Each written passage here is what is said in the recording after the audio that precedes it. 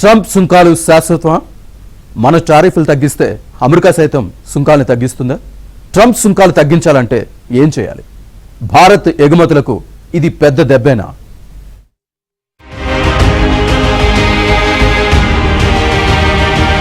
Trump టారిఫ్ల దెబ్బ భారత్ పై భారీగానే ఉండబోతోంది. భారత్ నుంచి ఎగుమతుల విలువ తగ్గే ఛాన్స్ ఉంది.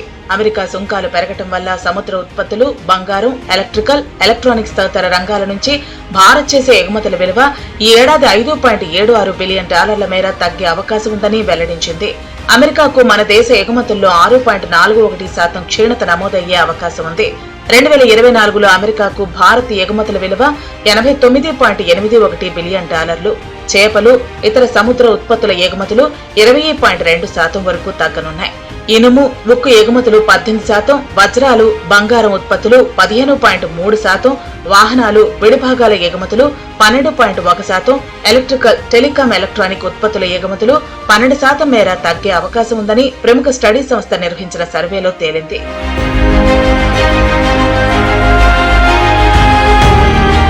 అయితే ట్రంప్ టారిఫ్లు శాశ్వతమేమీ కాదు. మన దేశం పన్నులు తగ్గిస్తే అమెరికాలోనూ టారిఫ్లు తగ్గిస్తారు. ఇప్పటికే తైవాన్, వియత్నాం లాంటి దేశాలు దారికొచ్చాయని వాటిపై సుంకాల విషయంలో పునరాలోచనలో పడ్డారు ట్రంప్. కొన్నిసార్లు అనారోగ్యాన్ని బాగు చేసుకోవాలంటే చేదుగా ఉన్నా సరే మెడిసిన్ తీసుకోవాల్సి ఉంటుందని ట్రంప్ చెప్పారంటే ఈ టారిఫ్ సాకాలికమేనని అర్థం. టారిఫ్లపై చర్చలకు చాలా దేశాలు ముందుకొస్తాయన్నారు ట్రంప్.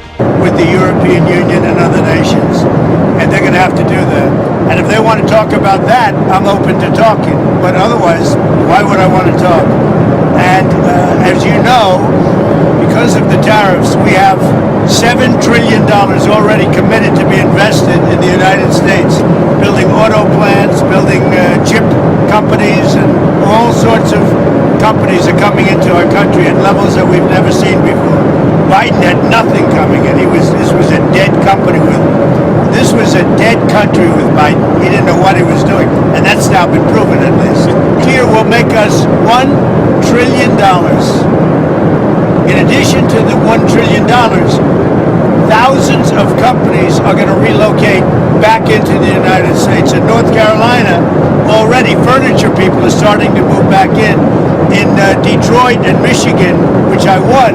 చైనా, EU దేశాలతో భారీ ఆర్థిక లోటుకు సుంకాలే తగిన పరిష్కారమని ట్రంప్ అభిప్రాయపడ్డారు. తన చర్యల ఫలితంగా అమెరికాలోకి $1 బిలియన్ ప్రవాహం మొదలైందంటూ చెప్పారు. 4 ఏళ్ల పాటు బైడెన్ నిద్రపోవడంతో వివిధ దేశాల మిగులు పెరిగిపోయిందని విమర్శించారు. టారిఫ్ల అంశంపై ఇప్పటికే భారత్ సహా 50 దేశాలు అమెరికా సర్కారుతో చర్చలు జరుపుతున్నట్లు సమాచారం. ట్రంప్ సుంకాల ప్రభావం ఒక్క మన దేశంపైనే కాదు, ఆసియా మార్కెట్లన్నీ పతనమయ్యాయి.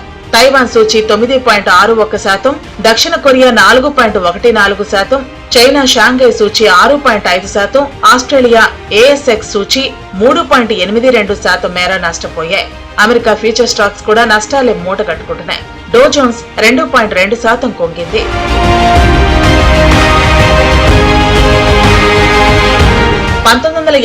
అక్టోబర్ 18న బ్లాక్ మండే వచ్చింది. అమెరికాలోని డో జోన్స్ ఇండస్ట్రియల్ యావరేజ్ సూచీ ఏకంగా 22.6% పతనమైంది. మరోవైపు S&P 500 సూచీ 30% విలువ కోల్పోయింది. ఇది అక్కడితో ఆగలేదు. ప్రపంచంలోని ఇతర మార్కెట్లపై దీని ప్రతికూల ప్రభావం పడింది. ఆస్ట్రేలియా, ఆసియా, ఐరోపా మార్కెట్లు వెలువెల్లాడిపోయాయి. ఈ మార్కెట్ల పతనం దాదాపు నెల రోజులు కొనసాగింది. ప్రపంచంలోని అన్ని ప్రధాన మార్కెట్లు ఈ సమయంలో 20% విలువ కోల్పోయాయి. కొంతమంది అలాంటి పరిస్థితి మళ్లీ వస్తుందంటూ జోస్యం చెబుతూ ఉండటంతో అమెరికా ఉలికిపాటుకు గురైంది. అయితే ఇప్పుడు ఆ పరిస్థితి వచ్చే అవకాశం లేదంటున్నారు విశ్లేషకులు.